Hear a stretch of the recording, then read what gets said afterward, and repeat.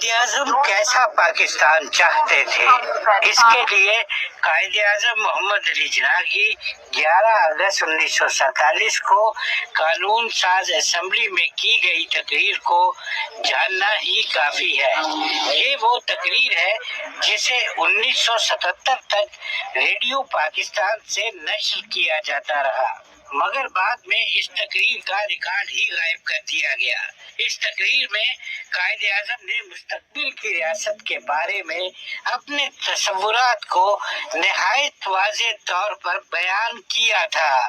آپ سب آزاد ہیں اپنے مندروں میں جانے کے لیے، آپ سب آزاد ہیں اپنی مسجدوں میں جانے کے لیے اور کسی بھی اور عبادت گاہ میں جانے کے لیے اس مملکت پاکستان میں۔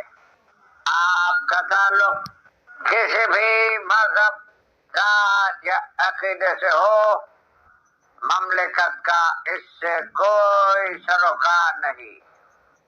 اقلیتوں کے اور غیر مسلموں کے سیاسی اور شہری حقوق کے بارے میں قائد اعظم کے خیالات کی عکاسی ان کی تقریر کے اس حصے سے ہوتی ہے جس میں وہ پاکستان کے ہر شہری کے حقوق اور فرائض میں کسی تقسیم کی نفی کرتے ہیں۔